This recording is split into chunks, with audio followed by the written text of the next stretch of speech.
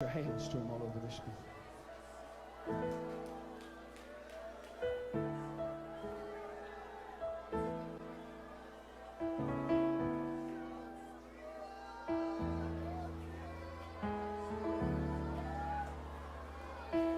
Oh, come on, friend, he's here. Oh, come on. Hey, lama sotoya. Come on, lift hands, lift voices to it. Oh, yeah.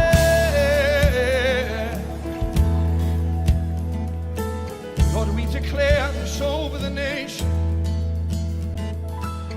I see your glory covering the earth, Lord, just like the water covering the sea. I see the millions coming to salvation. I see revival, fire in the land. I see the lost, nameless ones remembered. I hear the widow shouting out your praise. I see the friendless loved and celebrated. Orphans fulfilling, Lord, the calling on the lives. We say, do it, Lord, do it, Lord. Do it, Lord, we are praying. Do it, Lord, do it, that your glory may be seen, yeah.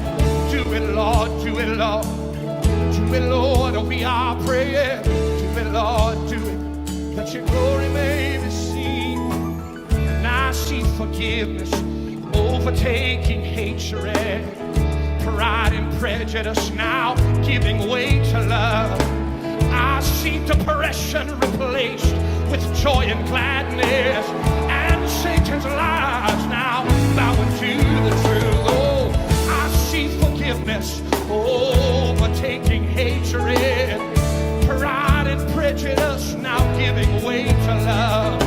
Oh, I see depression replaced with joy and gladness, and Satan's lies, they are bowing to the truth. We say, do it, Lord, do it, Lord. Do it, Lord, we are praying. Do it, Lord, do it, that your glory may be seen. Yeah. Do it, Lord, do it, Lord. Do it, Lord, we are praying. Do it, Lord, do it, that your glory. Come on, lift your hands and say it. We say, do it, Lord, do it, Lord. Do it, Lord, we are praying. Do it, Lord, do it, that your glory may be seen. Oh, do it, Lord, do it, Lord. Do it, Lord, we are praying. Do it, Lord, do it, that your glory may be seen. I see the brokenness of families brought to wholeness. I see every prodigal running home to you. Oh, fathers' hearts, they are turning toward their children, and children's hearts, they are turning toward their fathers. And I see the church rising up in power, oh, laying down their lives in unity and love. Oh, and I hear the sound of every tribe and nation. They are giving glory to Jesus Christ the Son. We say, do it, Lord, do it, Lord. Do it, Lord, we are praying. Do it, Lord, do it, that your glory may be seen. Lord, we cry out, do it, Lord, do it, Lord. Do it, Lord, do it, that your glory may. One more time. I see the brokenness of families brought to wholeness. I see the prodigals running home to you.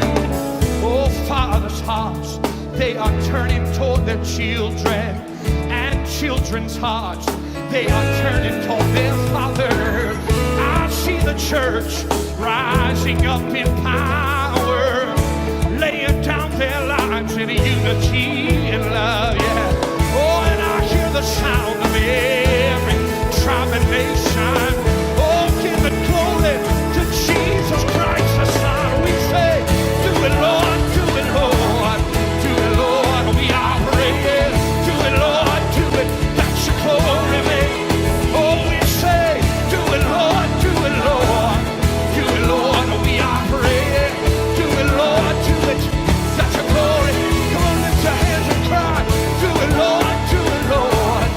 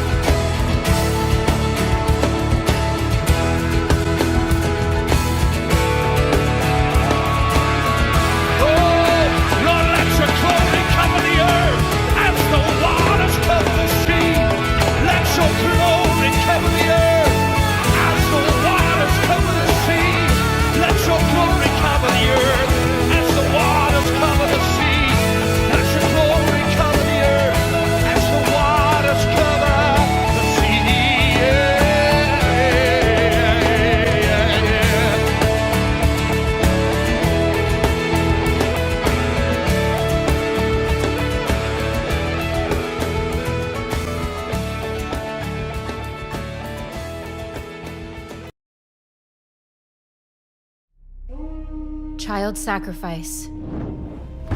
Barbaric. Evil. Ancient. Modern. There's nothing new under the sun. Throughout history, children have been sacrificed to a variety of deities in attempts to gain favor or blessings. Aztecs cut their children's hearts out to appease the gods of rain and war. Incas sacrificed their children to the sun god so their crops would flourish. Canaanites sacrificed their infants to Moloch for prosperity. Drums were played loudly to drown out the baby's screams.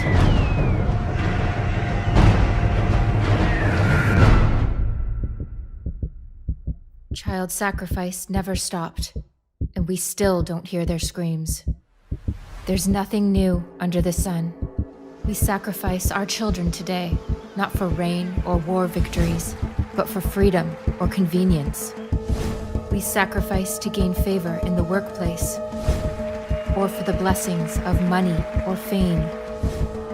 We sacrifice our babies on the altar of free sex. Child sacrifice is no longer a public event. It's done behind closed doors. Rather than a gory burning or bloody stabbing, it's become a neat, sterile, and clinical event. We don't throw our children into the fire or leave them to freeze to death. We starve our babies. We poison them. We rip off their arms and legs and crush their skulls. We call it choice. We call it empowerment. And our culture condones it. We celebrate it. We celebrate baby murder. We consider it vital to our existence. It's become a right. But nothing is different. There's nothing new under the sun. Innocent human beings are still being sacrificed for the selfish gains of those more powerful. Modern child sacrifice is thriving. We must end it. End abortion.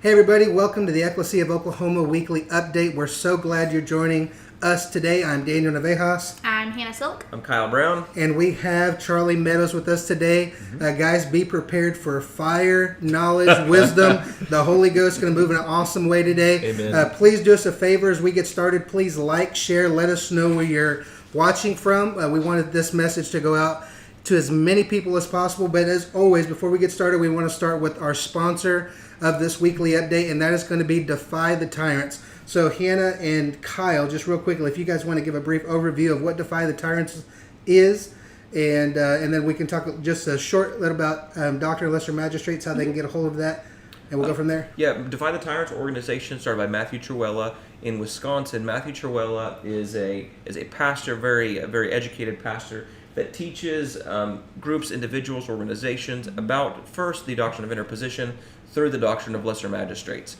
And so his big thing is educating the people of God and the people of the United States how to, biblically, theologically, how to have an adequate response to tyranny. What's the biblical response to tyranny? And then what is our responsibility as citizens of the United States, or reasonable response to interpose in those things? Yeah. And I mean, Kyle really covered it pretty well, but he has a book called The Doctrine of the Lesser Magistrates. It's super short, really easy to read, and will give you all the tools you need to really understand where we are coming from biblically and constitutionally, and why we can interpose and institute this doctrine of the lesser magistrates to stop tyranny and injustice. Exactly. So as we travel throughout the state, many of you are asking the same question. What do? We see that America is becoming more tyrannical. Communism, Marxism, fascism is just coming down the road. Just like, what do we do?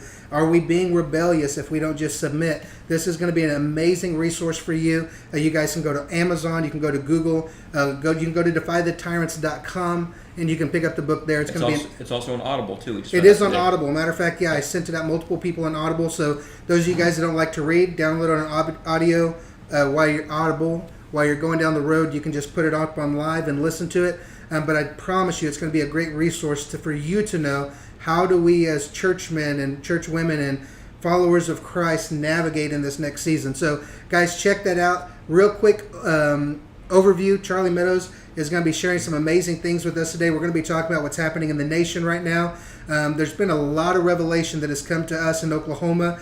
Charlie's been bringing guest speakers to travel throughout our state, and when Trevor Loudon came a few months ago, maybe about 6 months ago. It was in September. He was in here. September, the information that he dropped into Oklahoma has been so transforming to us. And Charlie's going to go into that. We're going to be talking about HB 775. We're going to be talking about nullification, interposition. And so you guys feel free to send questions. We want to engage with you guys. But I want to give you guys an update. This next week, we're going to be traveling to Alabama, Birmingham, Alabama. We're going to be ministering at the gates of hell there. We're also going to be ministering to magistrates. There's a group of senators and representatives that are going to be meeting with us, talking about abolition. How do we put these bills forth? How do we navigate and go through this? And the crazy thing, you guys wouldn't believe this, there is not a pro-life coalition in Alabama. That's pretty insane. There is a family coalition there, and pro-life is part of their platform. So as we begin meeting, and some of the team from OSA, Operation Save America, has been meeting with them and seeing the tenets and the difference between pro-lifism and abolition, they're saying, this is what we believe. We actually want this. Right. And so they're really, literally, the leaders that we're bringing together, it looks like overnight we're going to have the largest pro-life coalition, abolitionist coalition, whatever language you want to. When we say pro-life, we actually mean pro-life, without all of the exemptions and all the games that are played there. But they want that, and so that's super excited. That's happening next week. For those of you that also follow us, we went to Wagner County. Is it 2 weeks ago? A week ago. A week ago, we went down to Wagner County. Many of you joined us from across the state of Oklahoma. We worshiped, we prayed, we interceded, and we called the magistrates to let Clayton go home to his family. The facts have been laid out there. Right. All charges have been dropped for Mr. and Mrs. Woolley, and they're saying, give us our grandbaby back. And so one of the things that happened is in the last 72 hours, one of our lawmakers in the state of Oklahoma contacted me and said, Daniel, this is my county, this is my area. Because of what you guys had done, this has come to my attention, and this is a horrible injustice in our county. I want to take this on, and I'm going to fight this with everything that I can. So we've been able to put him in contact with the investigators of that county, and so it's just amazing to see you guys are making a difference and getting justice done in the state. So just a huge thing. So thank you guys that sent us. Thank you that joined us. Thank you for those that prayed with us. And I'm trying to think anything else on our updates that we need to. Are you going to show the video? Video. Do we have that video? Yeah. Okay. Yeah. Let's do this. So this is going to be a video from Fox 23. Clay Looney that put this together, and the video will say it all. So go ahead and roll that video. Now, I know that normal humans couldn't be as evil as this family has been treated. But the Bible tells us that we don't war against flesh and blood. We begin at 10 with a Fox 23 exclusive as the father of Governor Kevin Stitt joined others today calling out the Wagner County Sheriff's Office and Oklahoma DHS over their treatment of a Broken Arrow family. Thanks so much for joining us. I'm Shay Rozzi. I'm Clay Looney. Shay, the governor's dad, John Stitt, said in all his years he has never seen a more appalling case of injustice against a family and against an innocent child. Now, this goes back to March of 2018 when DHS took a 5-year-old boy out of his home following the crib death of his little brother. DHS did that because Wagner County Sheriff's investigators accused the children's grandparents, with whom the children lived, of murdering the 14-month-old and sexually abusing his older brother. Wagner County was backed up by the medical examiner's report that concluded it was a homicide. That report was eventually revealed to be badly flawed, and only recently all charges were dropped. Zero evidence either child was ever mistreated, much less sexually abused. So it turns out, because of a flawed investigation, the state, more than 3 years ago now, took a 5-year-old boy out of a loving home.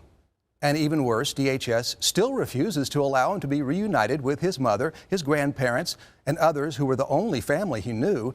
So this afternoon, outside the DHS office in Wagner, Mr. Stitt, along with a candidate for U.S. Senate and others, prayed for that little boy to be returned to his mother and for good to finally conquer the evil they say they see throughout Wagner County's system of justice. and we're going to speak to the principalities and the powers and the evil, wicked spirits and the principalities that are over this county, and we're going to break their stronghold. And God, there's so much corruption in our nation, in our state, and even right here in Wagner. Corruption on high. God, we thank you for the light that is penetrating the darkness, that those who are going to be watching on Fox 23, that a righteous anger will rise up. And God, you will call forth people to shout from the rooftops, justice for Clayton, justice for Clayton. The child's mother, Desiree Woolley, says her child was cruelly used as a pawn. She says she was told if she testified against her parents, in other words, if she lied, she could see her son again. And I haven't this whole time. I haven't lied about my family. I haven't done anything because I truly believed in justice, and I really thought that justice would prevail. I figured we'd get a judge eventually who would be like, look at the evidence, this is crazy. These are lives that we're destroying. Let's stop destroying this kid and this family. I'm Jan Britt. I'm from Tulsa, Oklahoma, and I'm asking that you send Clayton home.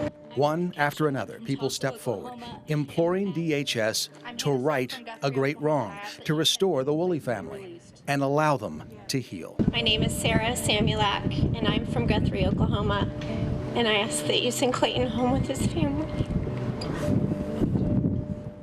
Now, DHS's privacy rules keep them from talking to me about this, but I do know this case has attracted the attention of state leaders at the highest level, who tell me there appears to be no legitimate reason for DHS to keep the child away from his mother any longer. Finally, as I've reported, a member of the Woolley family has filed a civil rights lawsuit against the Wagner County Sheriff and 3 others. The sheriff has called the allegations baseless. I will continue to look into this. So guys, as you can see, this is a major development. Your guys' involvement is making a tremendous change in the state. Many of you last week, you called the sheriff, you called the DHS, you called the Wagner County DA's office. We've heard back from them. They're hearing you. Many times they said, oh yeah, that case, and realizing there are hundreds and hundreds upon cases. And so what case are you talking about? So this is bringing an attention to an injustice that has to be dealt with. So thank you guys for all of your involvement. As you can see, Governor Kevin Stitt's father was there and is involved in helping and advocating for this as well. So we thank him for his leadership throughout the state. But guys, before we jump into this, we want to give Charlie plenty of time to talk today. But Chairman of the Republican Party of Oklahoma just sent out an email, and I want to just read this so everyone can see it. Probably you guys got the text message about it just a little bit ago. But it says, we have seen the relentless campaign of the far left to demonize support for House Bill 1775, and the media continues their attempt to paint a narrative that is just not true.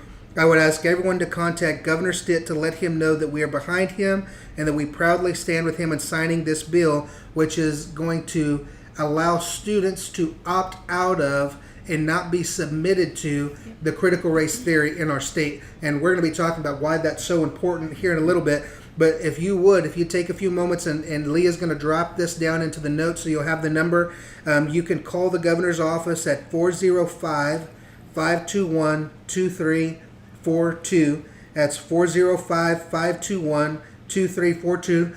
Call them, be kind, and just say, hey, I'm calling and I'm asking. And I just want to let the governor know that we stand behind him. Mm-hmm. He said he's going to do it. We champion him and do it. We realize there's a lot of opposition, but Oklahoma stands behind him and doing the right thing. And so, guys, please get that information out. Call. This is how we want to educate and we want to activate. And so that's one of our activisms for today.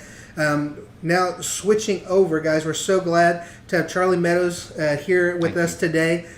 Charlie has been, in my opinion, I really believe that he's one of the fathers of Oklahoma. He is a man of wisdom. He's a man of integrity and character. He's a follower of Christ. And Kyle and I, as we've had the opportunity over the last several years to travel across the state, there are a lot of people that wear the Christian tag and they wear the conservative tag, or they talk about being Republican.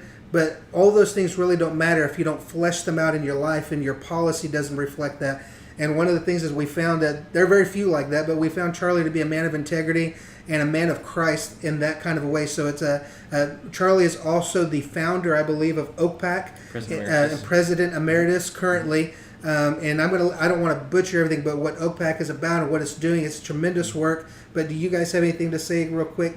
I just want to say thank you, Charlie, for coming on. It's when we first started getting into the political realm 3 years ago, we were newbies and greenies, and you always treated us with respect. You always gave us the time of day to actually help us believe in the vision, even if you had small disagreements, which is really awesome to see, because we're in this fight together. Like you've always talked about, it is a cultural war.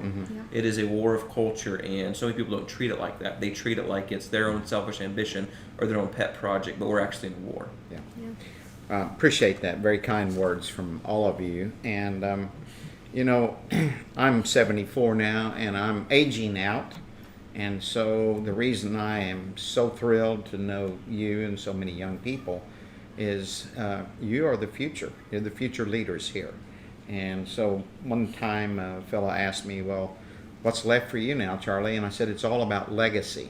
Now, legacy could mean a reputation, which I could care less about, or your ability to impart into younger people everything that you know and understand. And that's what it's about for me.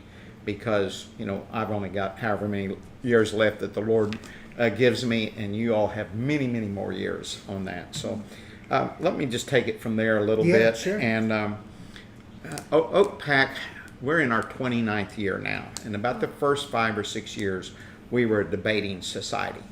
And debating societies, and most of everything we debate about was religion and politics, the things you're not supposed to talk about. Right. And what that allowed us to do is build a pretty good foundation of what we understand and what we know. I also listened for years to Marla Maddox's Point of View radio program. It differed quite a bit from what we hear on radio today. What we hear on radio today and TV are all event driven. Right. Whatever's happening, that's what you're talking about. His program was issue oriented. So at least the first 4 days of the week it was issue oriented, and every issue we face today he discussed. He would have top authors and speakers and experts on those. And so I listened to hours and hours of that. I bought over 1,000 tapes. I would listen of his radio program, and I would listen to those over and over. And that's how I built a worldview, a Christian conservative worldview. And that's so important to do, because if you don't have that worldview in you, That's right. what do you have to measure issues and people with? So it's really important to build that up. It's going to come from somewhere. Another thing too, I was a pastoral elder that did not believe that Christians should be involved in government or politics. I don't know if you all knew that. No, I did not. I think you repented since then. Yes, I'm still in the process of repenting from that. So around 35 years ago, the Lord spanked my hands and showed me the error of my way, and I've been trying to repent of that silly notion ever since, because here's the reality. God created 3 institutions. Created the family, created the church, and he created civil government. Why in the world would we think if he created civil government, he doesn't want his people involved in it? Right. But most pastors won't touch the civil government part of it. That's right. And they won't because they're afraid of losing nickels, noses, and numbers. That's right. And so anyway, I happen to attend a church that both of our pastors are very much a part of the culture war. Yep, yeah. And I'm thankful for that, because we're well balanced in all we do. We preach the gospel. We want to build strong families, and we want to engage the culture here. So anyway, we started off as a debating society, and eventually after about 5 years I told everyone, debating societies have a lot of fun, but they never accomplish anything. Sure. And so we were heading toward the fruition of term limits in the state of Oklahoma.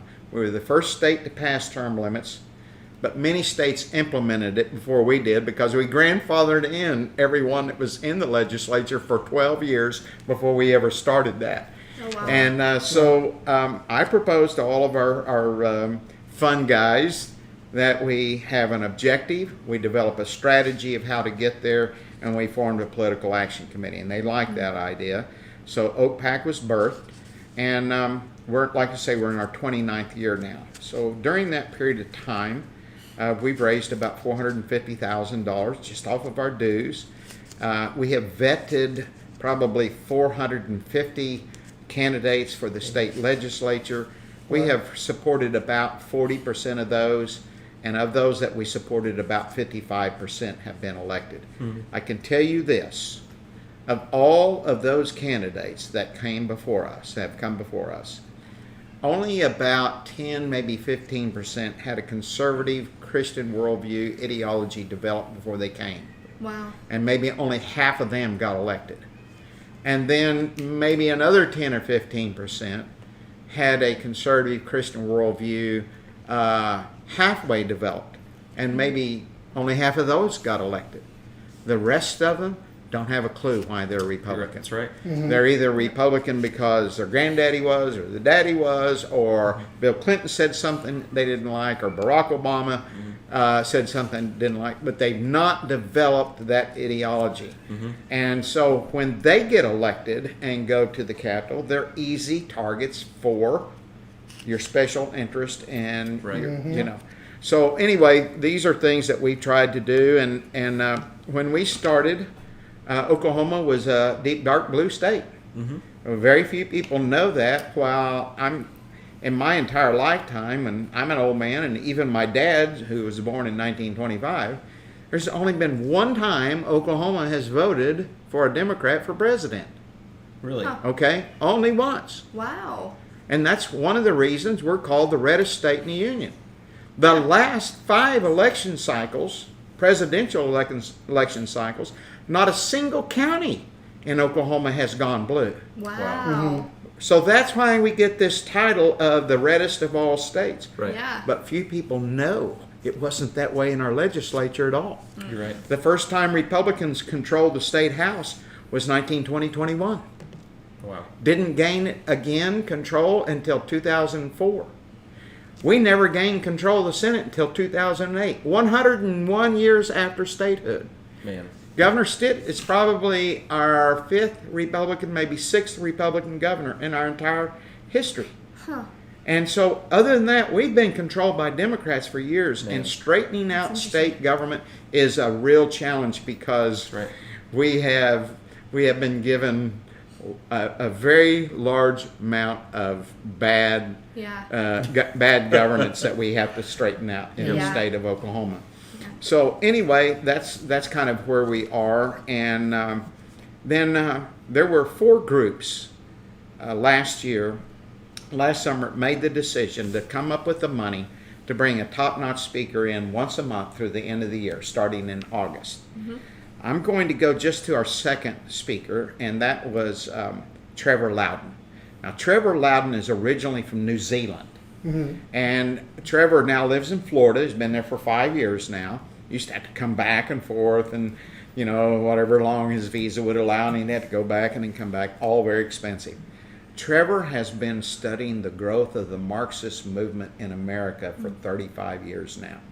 He's probably the top expert in America. So we brought him in, and I plan out the speaker schedule for these top-notch speakers, and you folks have been great to have all these speakers in not only the Ekklesia meetings, but at our Logan County Republican meetings when that time works out, you know. Yeah, we're super thankful for that. Yes, as well. Absolutely. and so Trevor comes in, and I'd known him before, but he stayed in my home, and in the 7 days he gave us, I put him in 12 different locations, and I would drive him to these locations. So I'd hear his speech over and over again, which is a real blessing because I'm an old man with old man memory, and I need a lot of repetition there.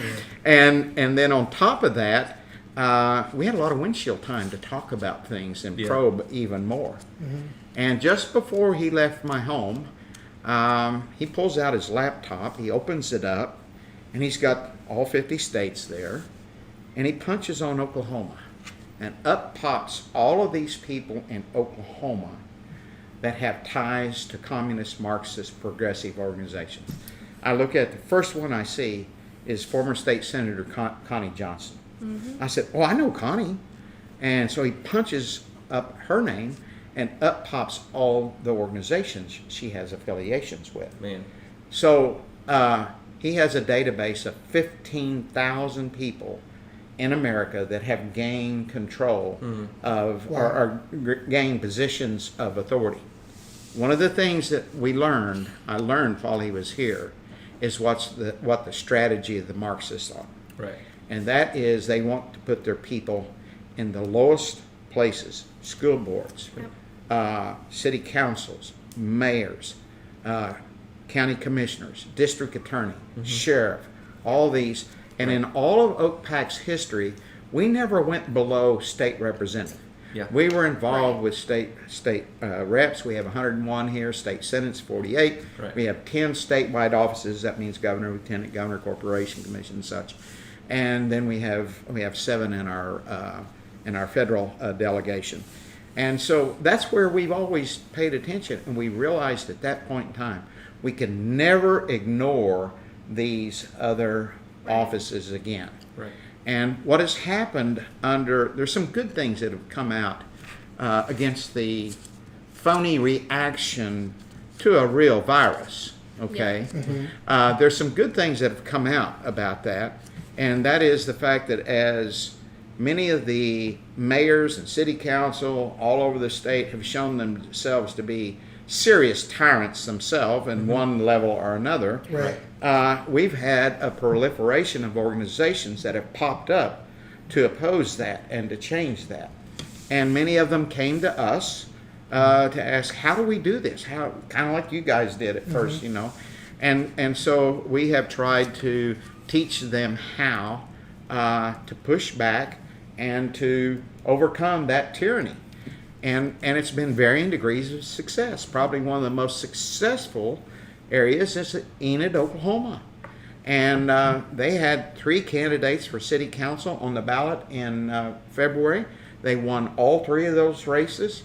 Great. They had 2 school board candidates in the very recent election. They won both of those. They have a mayor candidate ready to go next That's year awesome. for mayor. Oh, yeah. And That's they're great. going to, that town is getting ready to turn around and go back to responsible government. That's exciting. So, Man. but the Looking thing, for a place to live in Oklahoma, Yeah. Enid might be a good place. it is a good place. Yeah. And, but there's others that are, and we're in various forms of trying to help them, and more are popping up all along. So one of the things that's happened is we realize, see, we've been all volunteer.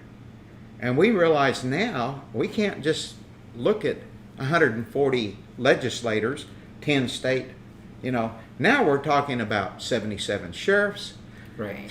77 counties with 3 county commissioners in each of them. Yeah. We're talking 27 district attorneys. Right. And district attorneys are huge targets for George Soros That's right. and the Yes. Marxists. They want to, if you want to know why many of your cities have burned and right. lawlessness is ruled, you'll find a George Soros-backed district attorney or attorney general involved in that. And so, anyway, all of a sudden, we're going to have to expand enormously. And because of that, we're going to have some paid staff. That's right. Yeah. And that's the reason that we are forming a 501c3.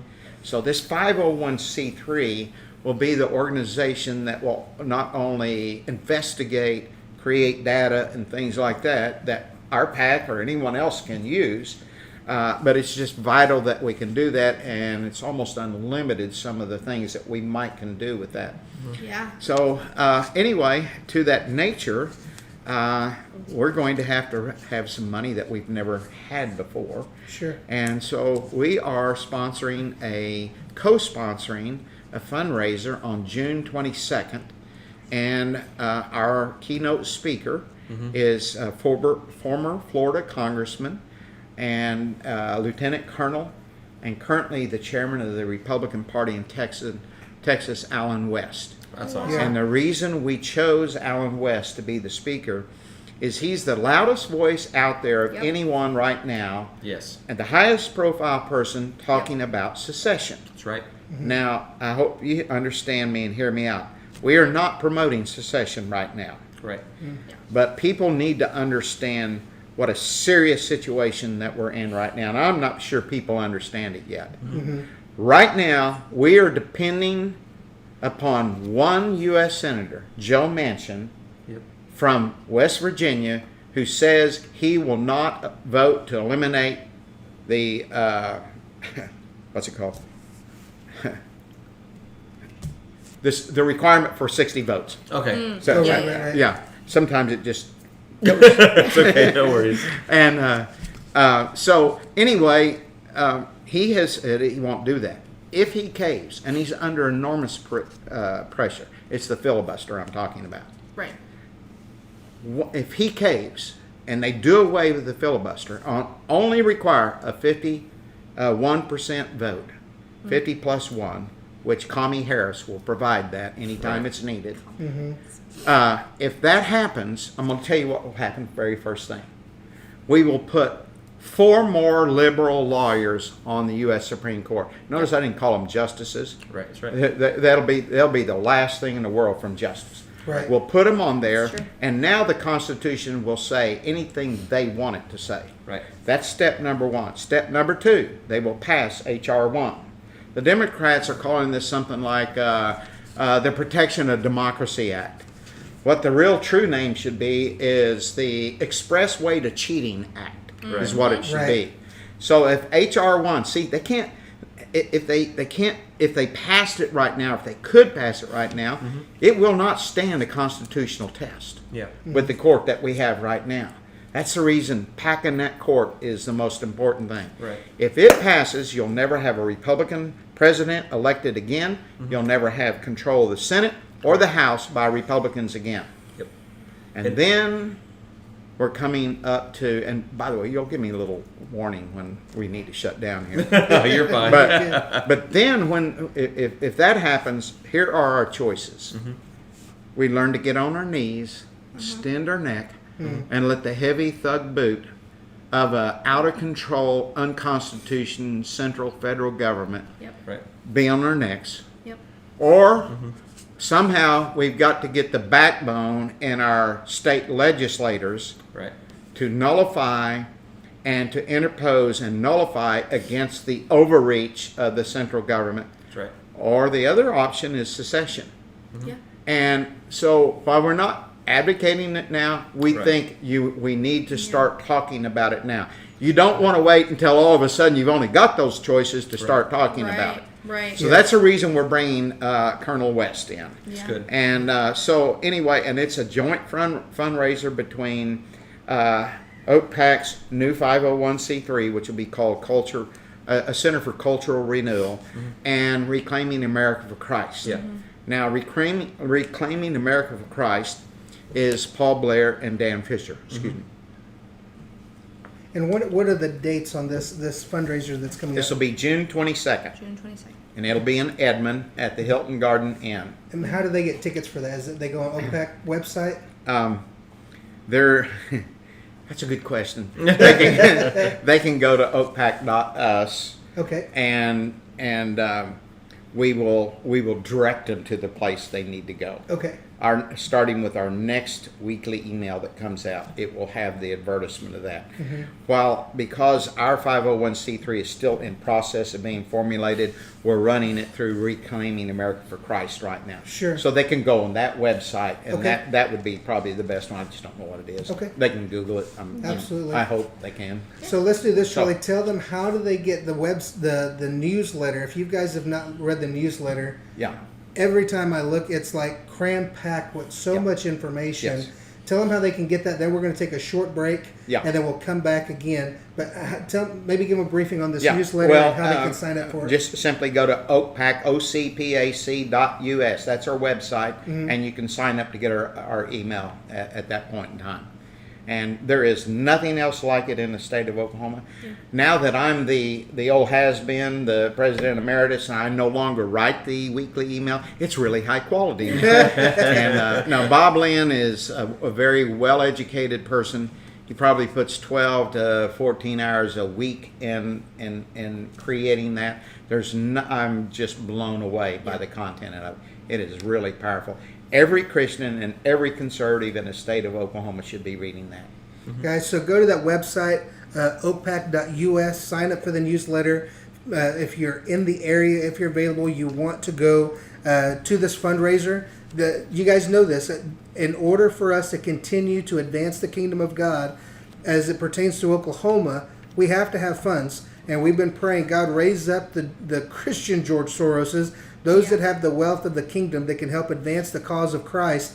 So these organizations, Ekklesia of Oklahoma needs support, OakPack needs support, OKPHR, OK2A. These are the grassroots that really have their ear to the ground, that are telling us what's happening, how you can stay involved, how you can be activated. So with that, I want to just tell you guys, we're going to do a quick little break right here. If you guys are watching and you're enjoying this content, please share. Let us know where you're watching from today. Invite other people to join. But I want to tell you guys about Jackson Lohmeyer. He is a pastor from Tulsa, Oklahoma. He spoke at OakPack this past Wednesday. Yes, he did. Lit a fire there. I'm telling you, there was a revival that happened at OakPack. I'm about to run laps, and if Daniel's running laps, it's good. And I'm telling you. So, and I just encourage you, go to Facebook, go to the OakPack live stream from last week. Oh, man. I'm telling you, it's going to change your life. But this is what we're seeing. I'm telling you, there is a movement happening across the state of Oklahoma. We just heard in Enid and Edmond and a northwestern part of the state. And now we've got what's happening. Payne County, Comanche County. Everywhere. And Cleveland what's happening County. is these are born-again Christians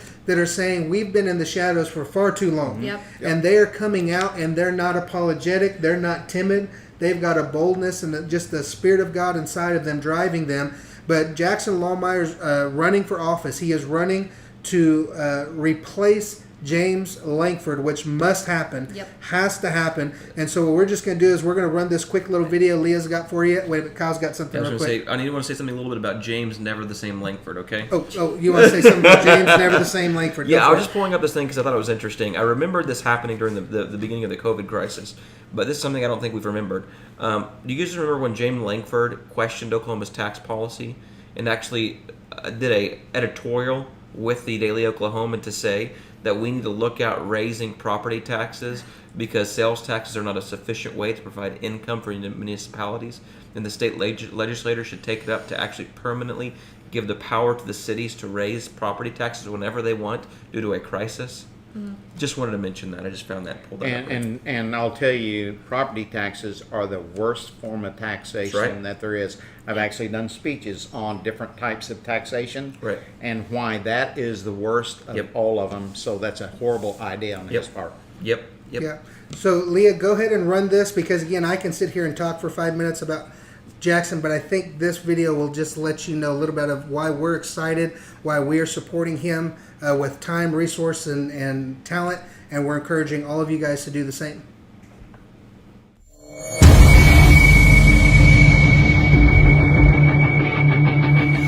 And last month, I made a big announcement.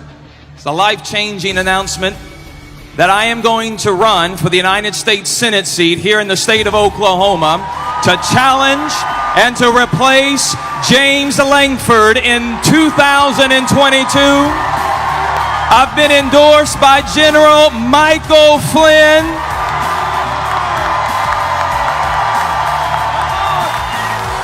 You say, why did General Flynn endorse you? Because he recognized I'm a fighter, and I'll fight like a Flynn. You know, in Tulsa, unfortunately, we have a very incompetent mayor. We have an extremely radical city council who weaponized the Tulsa Health Department. And they demanded that I shut my church down. And I said no. And whenever they said, well, we're going to shut you down for health violations, you're a super spreader in the city of Tulsa. By the way, 0 people in my church died of COVID-19. We never enforced the masks. We never enforced social distancing. We never shut down. I threatened the city with a lawsuit. Guess what? They quit calling. I fought and our church won. When I go to D.C., we'll fight and we will win. I'm going to tell you, we're going to fight for that First Amendment. We're going to fight for the Second Amendment. We're going to fight for law and order. And I'm going to make you a promise tonight. We will fight to secure election integrity.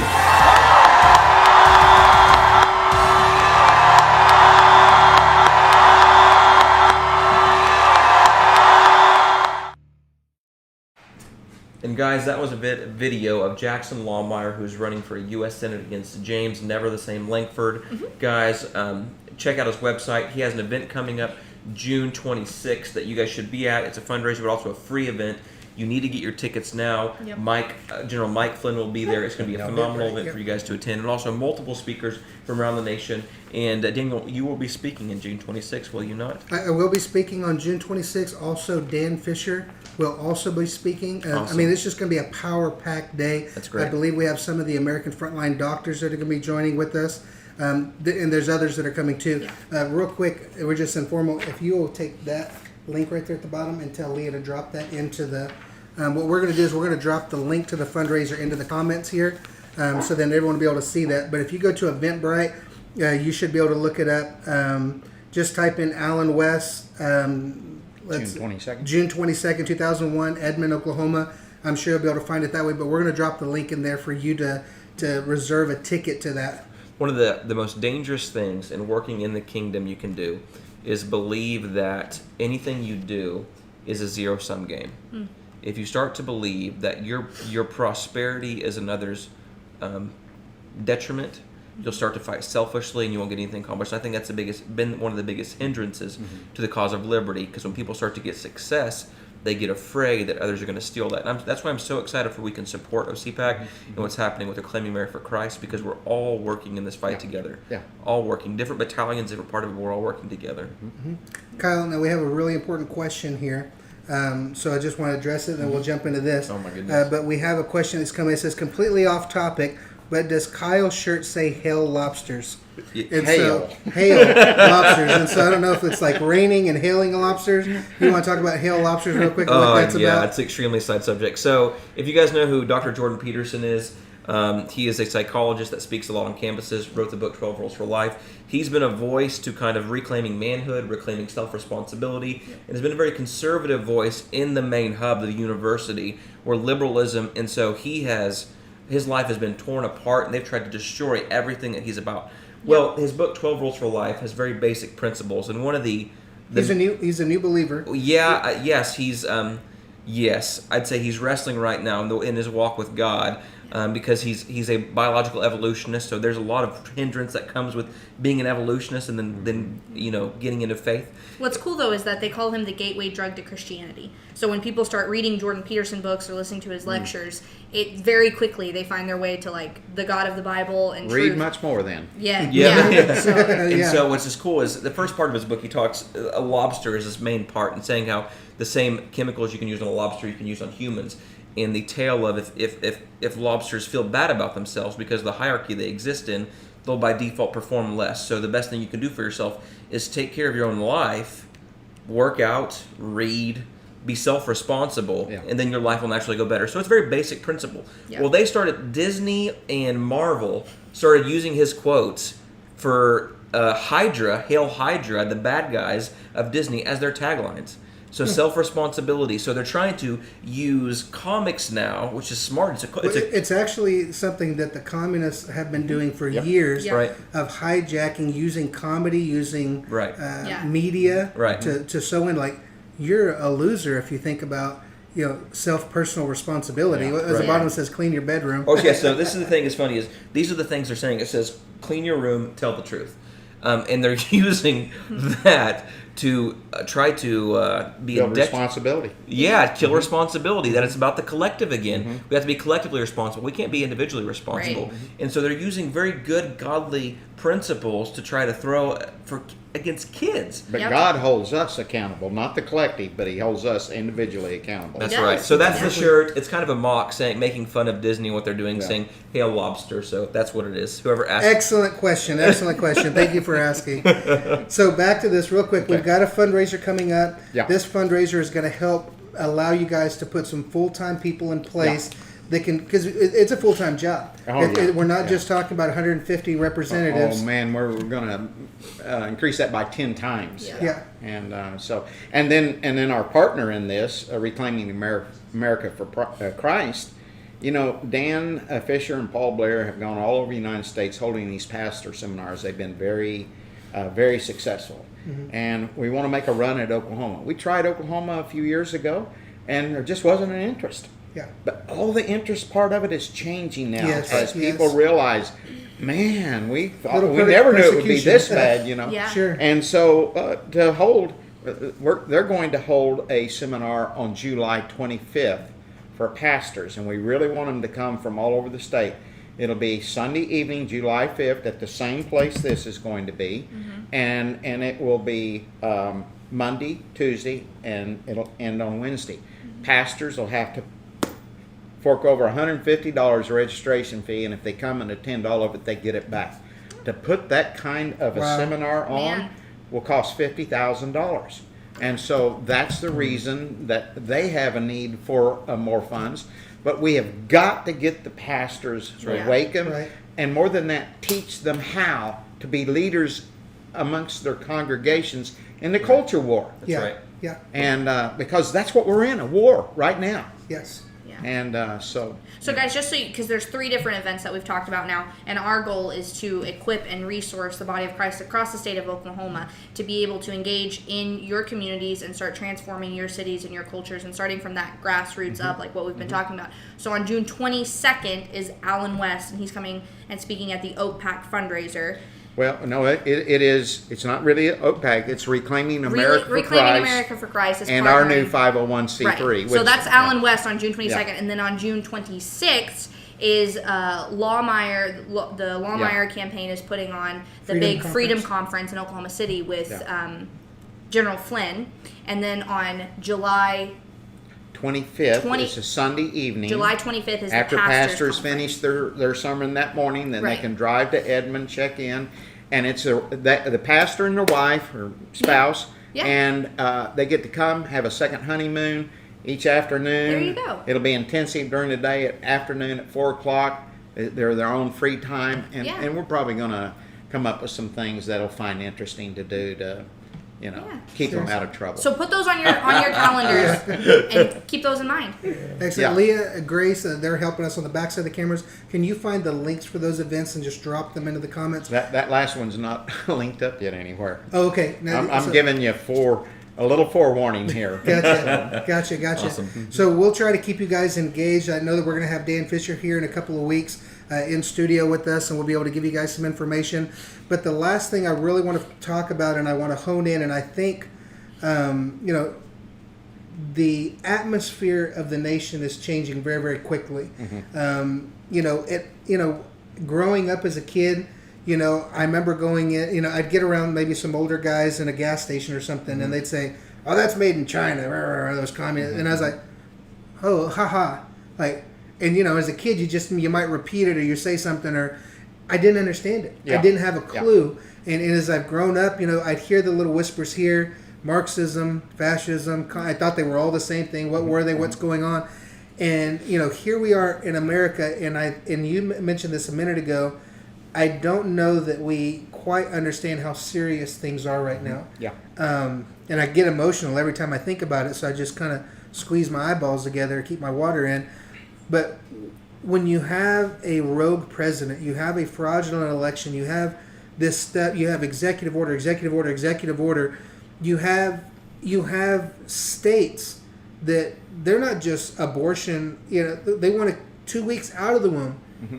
Let's kill the old people. This guy doesn't have any family, that's a widow, they're sitting in a nursing home, they're not contributing to society, let's euthanize them. I mean, just a spirit of death, and everything that you talk about, the excessive taxation, you're talking theft, and more, the atmosphere is changing. And I think that's why you have pastors saying, what do we do? How do we get engaged now? Where there wasn't interest there maybe a decade or less ago. Now there are people saying, what do we do? How do we get involved? That's why you have these people running for office. But the problem that I see that we run into right now is we have this federal government that seemingly is supreme over everything.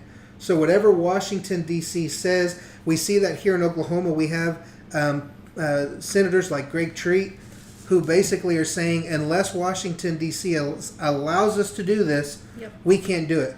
So, if, and we say things like, well, if they come to take our guns, they'll have to pry them out of our dead cold fingers. We say things like that, but then when we try to pass legislation that says if a unconstitutional edict comes down from Washington, D.C., Oklahoma legislature will be able to determine whether that's constitutional or non-constitutional, and they say, well, we can't do that. Mm-hmm. We can't do that. And they say the reason we can't do that is because we can't do nullification. Mm-hmm. We can't interpose. We can't do this. And so I am of the belief that we can. And not only that we can, but that we should. Yep. Mm-hmm. Because if we don't, and we keep going down these things, I think we're going to end up a place where we are listening a lot more to General West and say, mm-hmm. tell us about secession again. Yeah. We need to know a lot more about that. Yeah. But I don't think we're there yet. Yeah. And so I think that nullification, interposition is that's the relief valve, so you don't have to take that final exactly. step. Right. So Charlie, you're probably definitely of the people in this room are the expert on this. They can give us a lot more information on this. So help people that are watching, help us understand what is nullification, what is interposition, how does that flesh out? Okay, let's before I discuss that, I want to use the word federalism. Okay, and the definition of the word federalism is when you have two or more jurisdictions of government ruling over the same people at the same time. Mm-hmm. Okay? So under that concept, which is what our founders created for us, then each of those jurisdictions of government must know what their boundaries are. Right. If they don't stay within their own boundaries, then invariably one of them will rise up and tromp on the other one. Now, everyone lives in at least 3 jurisdictions. Our federal government, state government, and county government. Mm-hmm. Okay? Mm-hmm. And some who live in cities actually have 4. And for the most part, that covers everyone. So 4 jurisdictions. Article 1, Section 8 of the U.S. Constitution defines the powers of the central or the federal government. And it says that these powers are limited and few. And for the most part, they are protecting America from invasion. Mm-hmm. Whether that invasion is military or whether that is economic, an illegal invasion of illegal aliens for economic purposes, and then it gets mixed up a whole bunch more. Mm-hmm. An easy way in for our enemies and such as that. So that's what Article 1 did, and then the 9th and 10th Amendments to the Constitution came along and reinforced Article 1. And so the problem is today in Washington, you won't hardly find a single person in Washington that believes their powers are limited and few. Mm-hmm. And so if the proper balance of federalism is to ever be restored, it's going to have to come from the states. Yep. Mm-hmm. The states are going to have to push back against the overreach of the federal government. Now, we have a survey, a 10-question survey, that we use to vet lawmakers for the state legislature. Mm-hmm. And one of our questions is on the Supremacy Clause. We ask, what is your understanding of the Supremacy Clause? And we do this because I can tell you, based on what Greg Treat just said recently. Greg Treat is the Senate President pro tem. He's the top man in the Senate. He doesn't understand it. Mm-mm. He says we need to push back through the 10th Amendment. We need to push back. But then he turns right around and says, but because of the Supremacy Clause, we can't. Now here's the dirty little secret. To those items that are constitutional for the central government, we have to submit to those. Right. That's what the Supremacy Clause applies to. Mm-hmm. Yeah. Everything else that isn't covered by that, I don't care if it comes from the president, a presidential directive, I don't care if it comes from a law passed by Congress, I don't care if it's with the Supremes. If they rule on something, if it's outside of their jurisdiction, it doesn't apply. That's right. And so the word interposition would mean the state of Oklahoma is going to set itself between the overreach of the federal government and the people. Yeah. And nullification means these overreaches that you have passed down are unconstitutional. Therefore, we are going to nullify them in the state of Oklahoma. We're not going to abide by them. We're not going to obey them. Right. So let's just take. You will never find anywhere in the Constitution or any of the amendments the right to abort an innocent preborn child. That's right. And so we should use nullification to make abortion in Oklahoma illegal. That's right. Okay? That's right. Amen. You will not find anywhere in the Constitution that the federal government has the right to determine what marriage is. That's right. That's right. Okay? And when the Obergefell decision came down, for the first time in the history of man, we've redefined marriage. Yep. The first time ever. And so in Oklahoma, our citizens had voted with a 68% majority just a couple of years before or so to define marriage as between one man and one woman. And the Supremes come along and they say, no, you've got to accept everything. So now we have the LGBTQ plus agenda coming along, and the plus means anything else we can think of. That's right. Yeah. And so now it's coming along, and we're supposed to all bow to that agenda. I'm sorry, that agenda is anti-Christian, anti-biblical. I don't bow to it. We'll never bow to it. Yeah. And so, but these are the kinds of things, when we fell asleep and we didn't pay attention to what was going on, that's when you have a vacuum. When Christians don't get involved in the culture war, it creates a vacuum, and a vacuum will just naturally suck what is evil and what is bad into it. That's right. And a lot of people today, right now, on the coronavirus, are saying, "I just want to get back to normal." No, normal's what got us here to start with. That's right. Now, there's things that we want to get back to that we can do in normal, but when we come back out of this, we've got to start paying more attention to our civic duties and the cultural things and the Christian things that we've got to do.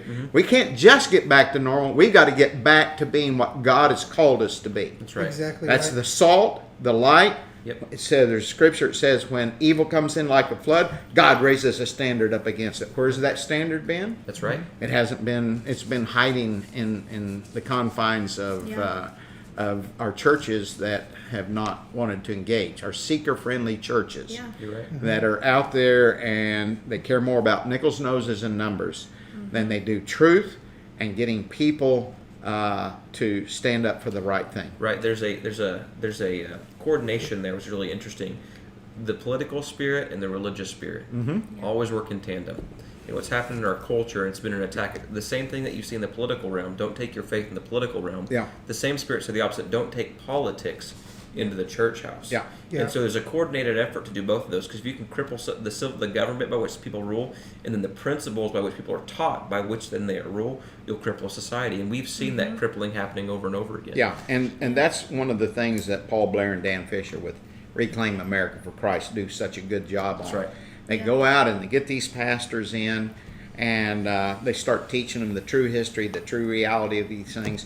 They did about 7 or 8 pastor seminars in Florida a couple of years leading up to the November election.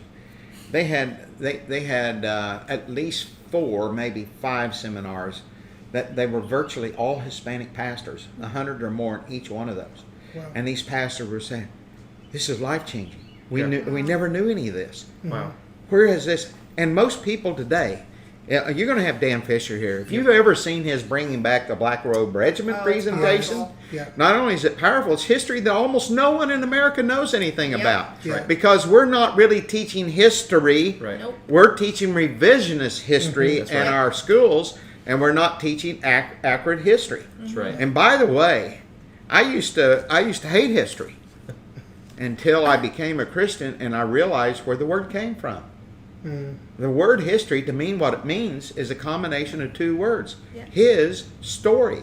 What history actually Yeah. is the account of God's dealing with mankind from the beginning to the present. Yep. Right. And tomorrow, our group right here will be a part of each of our histories. Yeah. Tomorrow, the people that are watching this will be a part of your history. History moves continually. Right. Yeah. It doesn't stay. And if I have people all the time talk to me. What do you think's going to happen? What do you think's going to happen? Yeah. I'm not going to claim to be a prophet here, but I can tell you I have a pretty good idea of some things that are going to happen, but based on my knowledge of history. Yeah. Right. Because what do we do? History tends to repeat itself. Yep. Right. Doesn't have to, but it's because we fail to learn the mistakes Yeah. from the past. Yeah. I tell young people all the time, one of the definitions of wisdom is your ability to learn from the mistakes of your elders without having to go through there and let the hard knocks of life beat your brains out and learn it the hard way. That's why we stay as close to you as possible. That's awesome. Talk about this, Charlie. A minute ago, we talked about the municipalities. We talked about the county. We talked about the state and the federal. On a city level, municipality. Yeah. How does the doctrine of lesser magistrates or nullification, interposition, what would that look like? So we just went through this pandemic and we saw tyrannical mayors. We've got J.T. Yep. Bynum and his boyfriend, Mayor Holt, over here in Oklahoma City. Yeah. That Did you say his boyfriend? they're like a marriage together. They used to roommate together in Washington, D.C. Yeah. They actually did. Oh, really? Oh, yeah. Oh, they've been very close friends. That's Yeah, crazy. very, they're And in another one cahoots. was very close to them was Kendra Horn. Wow. They were all buddies up there. Wow, so I'm telling you learn things, on Yeah. this podcast. But so we literally see them working in tandem. We see we talked about it earlier. George Soros, Revolution Oklahoma, the communists, Bernie Sanders. Yeah. They were not looking at senator races or representative races. They were looking at city council members. They were looking at mayors. They were looking at school boards. Yeah. Because the reality is, if you can shut the schools down and you send the kids home, well, what do you do with these kids? Someone's got to stay home and watch them. And in our society, both parents are working. So someone's taking off work to stay home with the kids. Right. Yeah. Well, and then when the boss says everybody go home, so you can't work, you can't provide for you create fear. Yeah.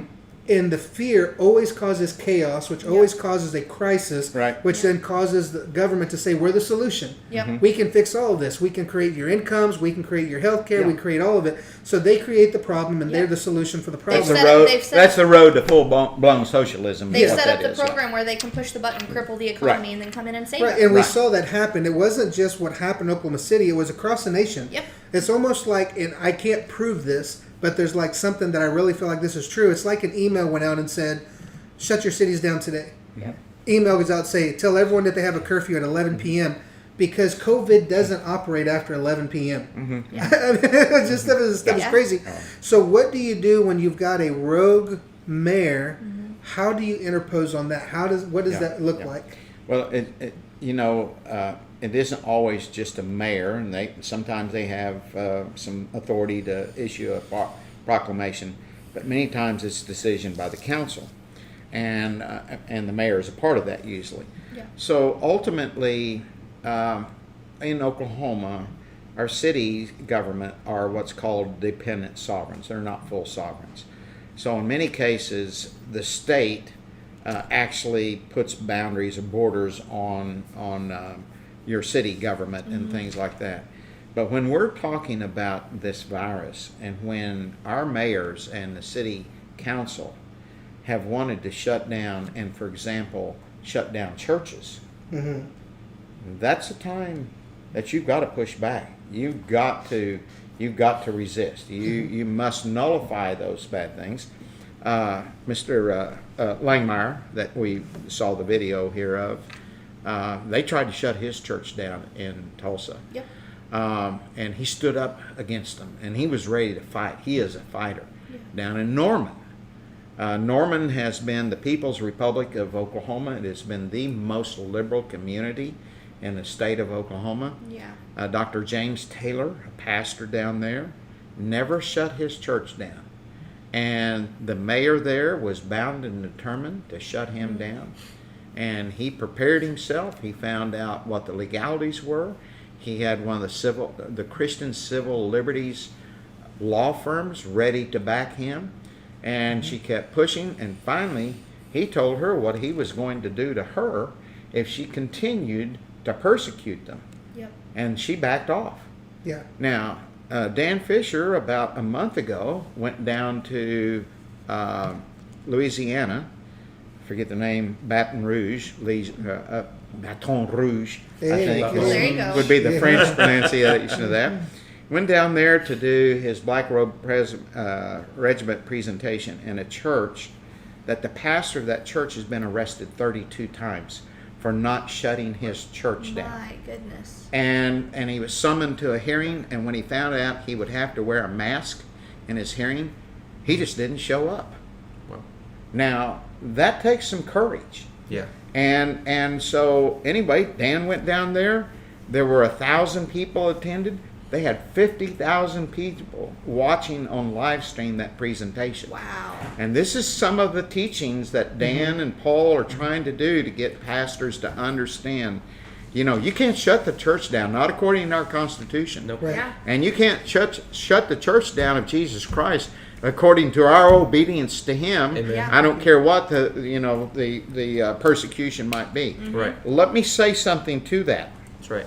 There was a book written in November of last year by an author who is actually a member of the Orthodox Christian Church. His name is Rod Dreher. The name of that book is Live Not by Lies. Yep. A Manual for Christian Dissidents. And the first part of that book, the author explains the difference between hard tyranny, which would be 1984, versus soft tyranny, which would be Brave New World. Right now, we're under soft tyranny. Right now, this moment. Yeah. And he doesn't believe that the Church of Jesus Christ is well equipped to understand soft tyranny and how to push back against it. The second half of the book resulted in interviews of hundreds of Christians that live in the old Soviet Union. And they lived under hard tyranny. And it's the lessons they learned and how not to compromise their faith. Live not by lies. Right. Don't compromise your faith. That's right. But the lessons they learned how to do that and how to push back against hard tyranny. It was their efforts that brought down Ceausescu in Romania. It was their efforts that brought down the Berlin Wall. It was their efforts that brought the Soviet Union down. Yep. Okay? And I'm telling you, it's probably one of the most important books that you could read in America today. It's called Live Not by Lies. I would order it. I would get it as soon as you can. Yeah. And it probably needs to be read 2 or 3 times. It's that important. And we need to master it, and particularly our pastors. I know I shared it with Paul Blair. He immediately downloaded the audio version to listen to it twice. Then he read it online, and he did one of the finest sermons he's ever did, with pretty much off of that whole book there. Wow. It was a powerful, powerful sermon. And so we have got to be preparing ourselves. We have got to understand we've never been here before in That's America. right. That's right. Never, ever. Yeah. We're in the most precarious position we've ever been since the Civil War. Yep. And that's misnamed, but anyway, I won't go there for now. But because we're just in a very dangerous place. Right. And I've heard recently people of means say, oh, we had the riots back in the 60s and the 80s, and this is just cyclical. These just come back. Never have the socialists gained control of our government before. Right. Yeah. Never. Yeah. And they have them now. Right. And another great book to read is called The True History of Socialism, From Plato to the Present by Bill Federer. Yes. Yeah. Yep. Those Yes. 2 books actually go together like a hand in a glove. And as Bill said, every time, historically, every time communist dictators, socialist progressives have gained control of society, they quickly move to consolidate their power. Right. Okay? Because they only want two classes, a ruling class of which they're the part of, and the ruled class. Right. Yeah. And they know the ruled class can never threaten their power. Yeah. So the middle class, which has been one of the strongest components of America throughout history, they must eliminate the middle class because it's the only group that has the potential to combine their resources to threaten their power. Yep. And I'm telling you, we're in a 2-year time. They are racing the clock. They are doing everything they can as fast as they can to consolidate their power. And that's why we're in such a dangerous place. Yep. That's right. One of the things I think is interesting is the what you were talking about, the left has done for years, and what's happened. Your speech that you gave at OCPAC, which I think was so powerful, because I don't know if somebody made you mad right before you got on stage, No. or just the fervor. So of they do. We're going to hire them and tell them to do it every week. Fire them up every time. It was really powerful because what you did was you took a righteous stance and you said what needed to be said, and you didn't say it hateful, you didn't say it through malice, but you said, if Governor Stitt, if you do not sign 1775, we will find somebody to replace you and we'll run somebody against you. And that was the stance that you took. What Christians, and we've talked about this before, we've talked about it this a little bit earlier, but even more so, what the left has done really well is done a thing called polemics.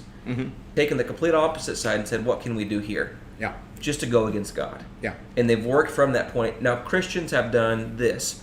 We'll take what you can give us. We'll let you define what our government is, and then we'll work within those bounds. That's why you always hear people of what can be done. Now, there's a righteous form of working within the system, but there's another form of you better be pulling on that thing hard enough to move it out of their hands. Yeah. And I think what you're talking about in your speech on nullification that you talked about at OCPAC was good, because you started to take that standard and not to let the left control the narrative, but say, no, this is our action regardless of what you do. This is the right thing to do. Yeah. You keep me informed on time here, because I want to give me 3-4 minute warning when we need to shut down. I'm going to tell you why I made the decision. I informed Jackson yesterday that I would be supporting him. And so let me tell you about my relationship with James Langford. This is good. Yes. And I met James very early in the process, and I'm convinced that God wanted him to run. I absolutely am. Yeah. And so James ran. OakPack endorsed Kevin Calvey. Now, I put out the infamous Charlie's Picks, and they're my opinion. And anytime I disagree with the OakPack endorsement, which isn't very often, but I always, when I go a different direction, I always say, OakPack endorsed here, I'm going to do it different here. So I went with James Langford at that point in time. James, I had a fundraiser for him in my home when he was running for the U.S. House before he ever ran for the Senate. My wife and I had he and Cindy over for breakfast one morning. He used to call me frequently, wanting to know the temperature, gauge the temperature of the conservatives in Oklahoma. As time went on, our conversations became more and more contentious because James became more and more a part of the establishment. Eventually, we just didn't communicate for about 2.5, 3 years. I bumped into him a little over a year ago at the parking lot, the Turnpike parking lot. We talked a little bit, and then James has done some things that have got himself in trouble, and he calls up OakPack, wants to know if he could come and tell the real truth, okay? And we've facilitated that for him. At the state convention, I saw James, and I walked up to him. We had a couple of moments of pleasantries, and then I informed him I would not be supporting him. And the reason for that, as I told him, and I could see it disappointed him. And I told him, I said, James, when you apologize to the radical Bernie Sanders revolutionaries. That's right. When you apologize to them, what that showed me is in all the time you've been up here, you have yet to learn you cannot be all things to all people. You're going to, in the day we live today, everyone is going to have to determine who the good guys are and the bad guys. You need to support the good guys and don't give an inch to the bad guys. You give them an inch, They'll come at you. They'll want more. They're never satisfied. They don't care about any issue other than a revolution. That's right. We're in a revolution right now. They're trying to overthrow America. That's right. And if we don't wake up and become God's standard to oppose them, Right. they will succeed in this. Yep. Yep. No nation has lasted forever. No nation is bulletproof. No. All kingdoms and nations have come down. Yeah. You know, our constitutional republic has lasted longer than any other republic, self-governance republic in the history of man. And the average for great ones is 200 years, and we're past that quite a bit now. Right. Yeah. But I'm telling you, we're at the waning part of our society if we don't turn around. And don't even get me started on education, because that's where a lot of our problems are. It is. You know, I'll just tell you, I had breakfast with our state senator last year, and I just asked him. I said, "Were you aware that there was a poll the previous November, a year ago November, of college students all across America, and that poll showed that 70% of the college students preferred socialism over capitalism?" He said, "No." I said, "Does that bother you?" He said, "Yeah." I said, "Well, where do you think they're learning to be little socialists?" Kind of hangs his head. College? He said, "No. College is where they learn to perfect it and act out on it." Yeah. They've been getting a steady dose of it all along from, That's right. Public ed. primary and secondary education. Yep. Sure. They're already leaned that way by the time. Why would a parent put their kid? That's the most dangerous place you can have your kid, is in a government school. You're right. It is. To be indoctrinated in so many different ways. It's the Right. state church. And you send them to college, you're putting at risk their spiritual life, Right. their moral life, and everything else, Right. in the hopes that they can earn a few more shekels. Yep. Yep. You know, some of the most prosperous, wealthiest people in the world don't have college degrees. Right. You're absolutely right. You know, so I think it's interesting is socialism is at its core demonic. Yes. Because it's the abrogation of responsibility from the church Yes. to I'd say, satanic institution that is against God. Mhm. When you abrogate your responsibility that God has called you to be reciprocal, you can't abrogate individual governance. Yeah. You can't do it family governance, and that's what we've done. I think that's what you're talking about. Yes. It's led us to the point that we're at right now. Yeah. In our state Senate, this is the thing that's important you talked about, Charlie, and I love what you do because you focus on the local level and the grassroots levels. We have state senators and state representatives right now with R in front of their name in our state that believe that public education is the best thing for this country. yes, they do. And if we continue to allow that to be the case, and if they do not fear us, and I wanted to say this because I think it's interesting.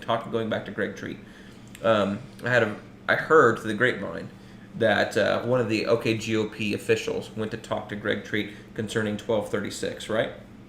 And his what do you call his assistant or his executive assistant, not the one who writes it. What do you call it? His aide. Because Chief of EA is Yeah. one, chief of staff is another. Chief of Yeah, staff. the president pro tem has a little extra employees around him than just Yep. a regular senator. Yeah, so his chief of staff came out and said, the guy was sitting down with him and conversing with him. He said, "You look mad." The chief of staff was looking mad. He's like, "You look mad. Why are you mad?" He's like, "I am mad." He's like, "You're up in our business, and let us do what we're supposed to do, and you do what you're supposed to do. Just support candidates that are Republican." And that was his view of the GOP. So the view right now at the legislature is that is not the people's house. Well, it's supposed to be the other house, but that is not their house at all. That's not a servant attitude. Nope. At all. Nope. And, when we formed Oak Pack, when we actually created PAC, we could have been a club under the purview of the Republican Party, and they'd have taken care of all of the legalities and everything. But we wanted to be free to criticize Republicans when they deserved it. It's good. Just as much as Democrats. Sure. And so Yeah. that's the reason we went completely independent. Yeah. It's good. It's more difficult, but Yeah. we wanted to have that freedom. And at a state committee meeting one time when they were trying to develop a policy on elected officials, who they could endorse and things like that, they want to urge us not to endorse anybody. But you can't ask a person serving in office not to exercise their freedom to do so. So the policy is just don't use your title when you do that. I'm fine with that. Sure. But the reality of it is, I expressed why, and our then state chairman says, and you do a very good job of it, Charlie. And and today, really and truly, there are 19 Democrats and 82 Republicans in the House. There are 39 Republican senators to 9 Democrats in the Senate. Yeah. The Democrats, the last thing I'm interested in is being bipartisan. Right. Yeah. What I'm interested in is good policy, good government, and push it through. Right. Yep. If Democrats want to get on board, fine. If they want to oppose it, run over them. Right. Yeah. Yep. I'm telling you, the Democrat Party is fully sold out to evil now, They are. That's right. particularly in Washington, Yep. and pretty much here also. Right. Yep. Right. You're absolutely right. That moderate Democrat, that blue collar Democrat, they're pretty well in the Republican Party now. Unfortunately, a lot of liberals, knowing they can't get elected in Oklahoma any longer as a Democrat, have put an R by their name, and Right. their policy hasn't changed. Which is why, as Republicans and even as the party, we should be the first ones to criticize those Republicans who compromise. We shouldn't be playing these games. Like if you say you're a Republican and then you fall right in line with the progressive agenda, Yeah. we should be the first ones to criticize you. Yeah. Because that's our party that you're representing. Yeah. You know, we shouldn't. And so this And Model them. let me throw something out here. We just had an election, and we have elected John Bennett as our new state chairman. Yep. I've been involved for 35 years now. Yeah. I have never seen a state chairman like this. Yep. It's It is very incredible. Oh. Yes. Incredible. And I'm going to guarantee you, he is ruffling some feathers of the establishment. Yep. Right. And they will do everything they can to starve the party down, They will. to force him out. And that's why all of us would be wise to send 10 or 15 bucks a month to the state GOP. That's right. Yep. Yeah. So that he's not forced out for an inability to raise funds. Yeah. Sure. Because John is putting an email out there virtually every day, Right. and it's pointed toward issues or spiritual things. Yep. And he's the finest.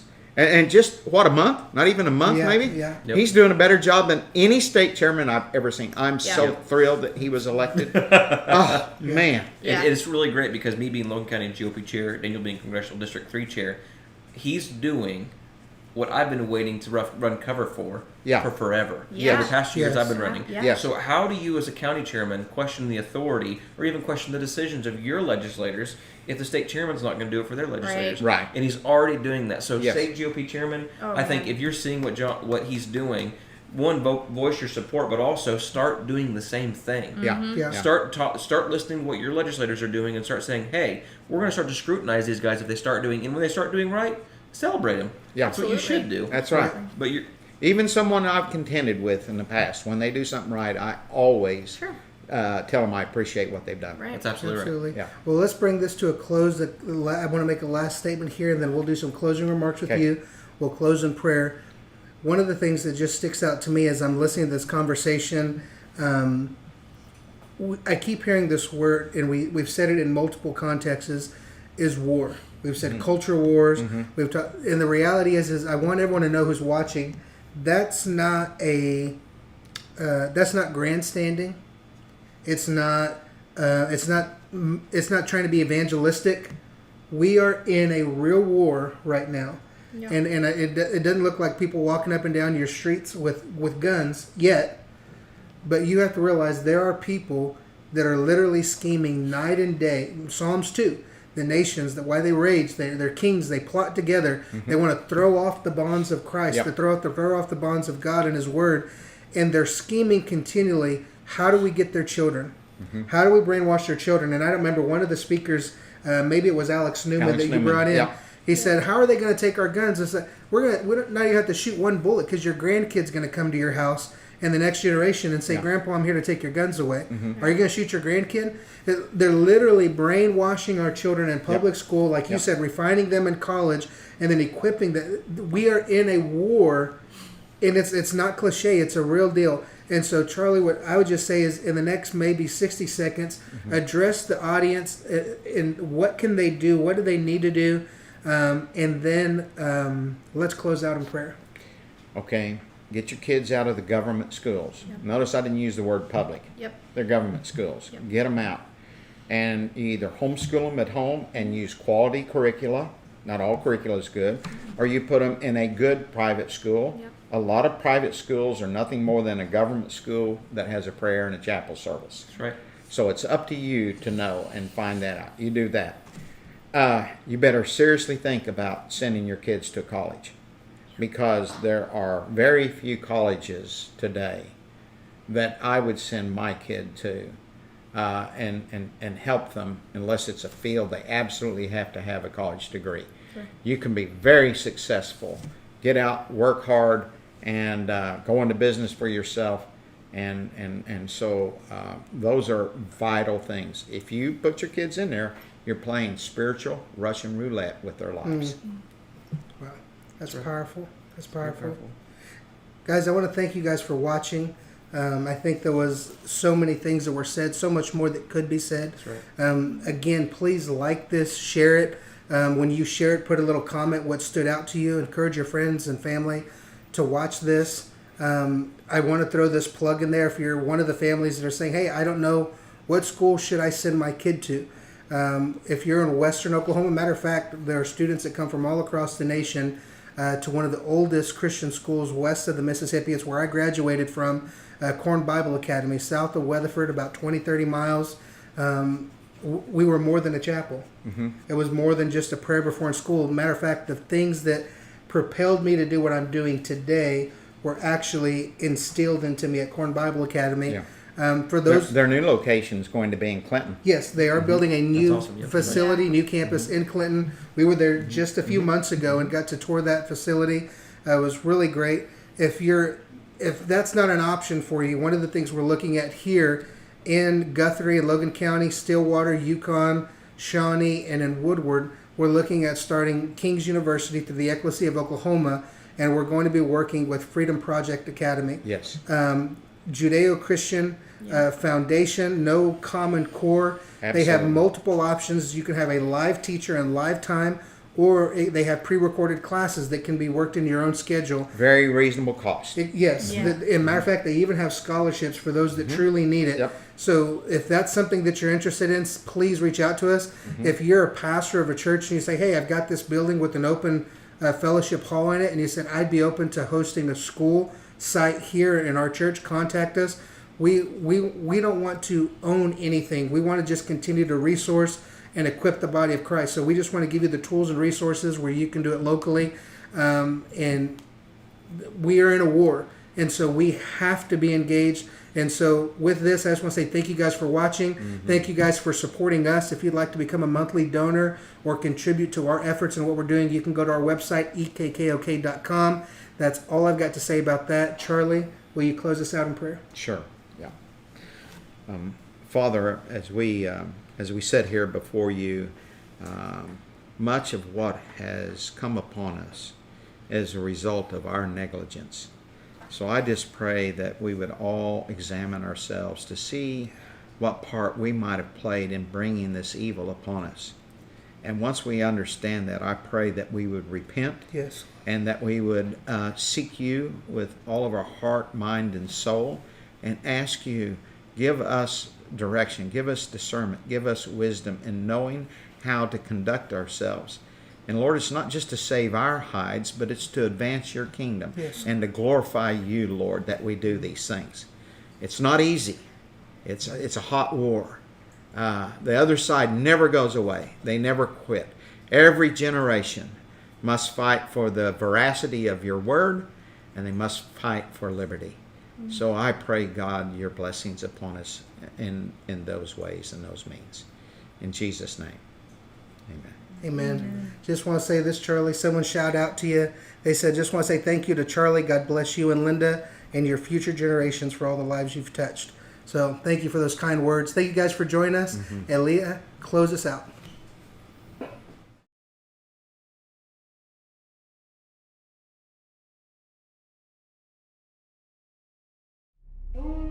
Child sacrifice. Barbaric. Evil. Ancient. Modern.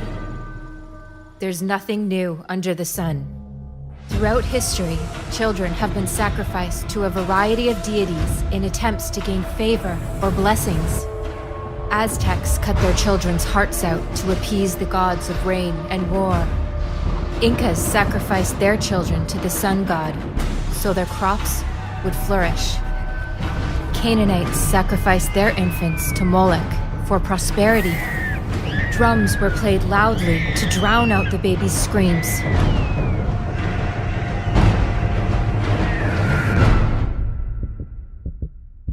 Child sacrifice never stopped, and we still don't hear their screams. There's nothing new under the sun. We sacrifice our children today, not for rain or war victories, but for freedom or convenience. We sacrifice to gain favor in the workplace, or for the blessings of money or fame. We sacrifice our babies on the altar of free sex. Child sacrifice is no longer a public event. It's done behind closed doors. Rather than a gory burning or bloody stabbing, it's become a neat, sterile, and clinical event. We don't throw our children into the fire or leave them to freeze to death. We starve our babies. We poison them. We rip off their arms and legs and crush their skulls. We call it choice. We call it empowerment. And our culture condones it. We celebrate it. We celebrate baby murder. We consider it vital to our existence. It's become a right. But nothing is different. There's nothing new under the sun. Innocent human beings are still being sacrificed for the selfish gains of those more powerful. Modern child sacrifice is thriving.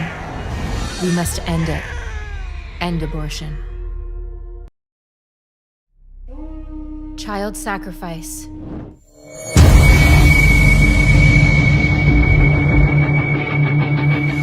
And last month, I made a big announcement. It's a life-changing announcement that I am going to run for the United States Senate seat here in the state of Oklahoma to challenge and to replace James Langford in 2022. I've been endorsed by General Michael Flynn.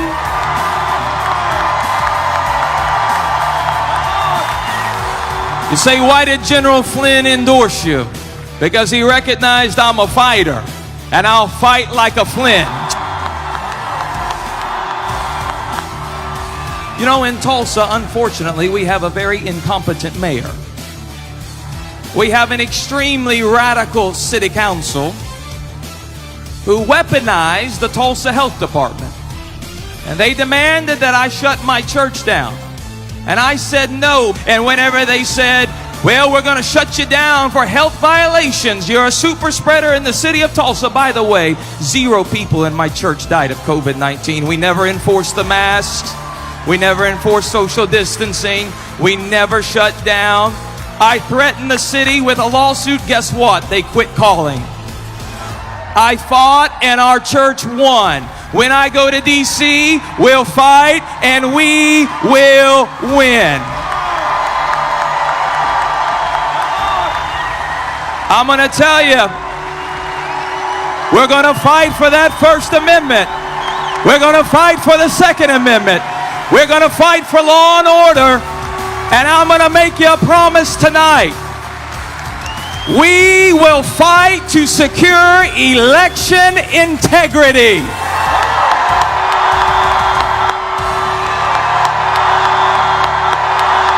Come on, lift your hands to him all over this building.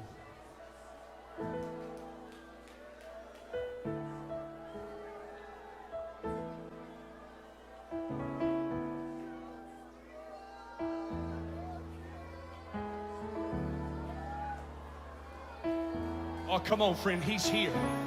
Oh, come on. Hey, lama soto out. Come on, lift hands, lift voices to it. Oh, yeah. Lord, we declare this over the nation. I see your glory covering the earth, Lord, just like the water covering the sea. I see the millions coming to salvation. I see revival, fire in the land. I see the lost, nameless ones remembered. I hear the widow shouting.